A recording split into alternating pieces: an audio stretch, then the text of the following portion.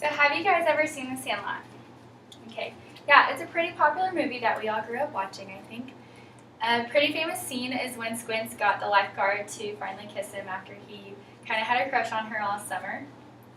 Now imagine if you were that lifeguard. Do you think that was a very, great experience for her? Yeah, I don't think so either. So what if I told you that as that lifeguard you could have performed CPR or this life-saving measure without having to put your lips on his? You'd be pretty interested in that. Today I'm going to tell you about hands-on or compressions-only CPR, which is going to hopefully make you feel more confident as a lay rescuer or innocent bystander without medical experience, how to intervene when somebody's in cardiac arrest. So the first thing we want to talk about is when you want to perform this CPR.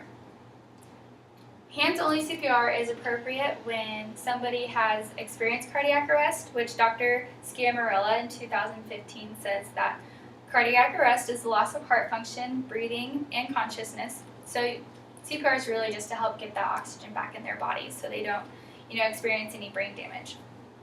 And this will be helpful for you guys to know because the majority of deaths related to the stopping of the heart occur outside of the hospital. So it's kind of our job to use the skills that we have when we're called to use them.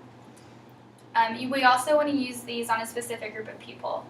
Adults are the most appropriate, and children older than 9 years old are good candidates, or I guess the most eligible for this because they will experience less fractures or damage to their bodies. Blunt from Carrington College, Holt from Adult World Automotive Safety Design performed an experiment in 1998 and determined that the elasticity that younger children and infants have causes their bones to be more likely to break because they're more fragile and frail. So they have to have mouth-to-mouth in a different technique of CPR. Adults are less likely to experience these fractures because their bones are more dense and can uphold better from the impact, but you might experience some fractures still. So in order to perform this compressions-only CPR, we want to first determine if the unconscious person is breathing.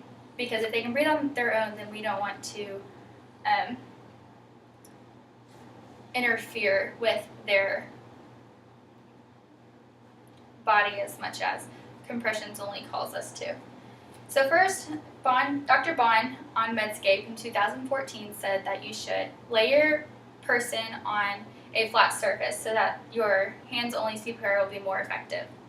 And then you want to open their airway, so you'll just tilt their chin up in order to open up their trachea so that they can get a better airflow. Otherwise, it won't be as effective. So after that, Dr. Sciamarella in 2015 told us about how to perform the CPR. So first you want to stack your hands on top of each other and rest them in the middle of the chest of the victim. And then you want to lock your elbows and get your arms and shoulders in a stiff position. You don't want them to move. You want to be nice and stable over your patient. And you'll kind of just hover over them because you'll be on the ground most likely. And then you want to maintain a good rhythm and a depth of 2 inches. So that means when you push down, you'll go 2 inches in and 2 inches up in their chest. And that's called a chest rebound. And you really want to maintain that the whole time so that you're pumping air in and out because they can't breathe on their own. So a helpful way to help you maintain this rhythm for effectiveness, and also it'll keep you from getting less tired, is Blunt from Carrington suggested you can perform your compressions to the beat of Stayin' Alive by the Bee Gees. So it's kind of ironic, but I think that's why it's the most helpful because you remember it better. So now that you guys know when and how to perform hands-only compression CPR, you hopefully will feel more confident when you might be put in a situation when a loved one or someone you really care about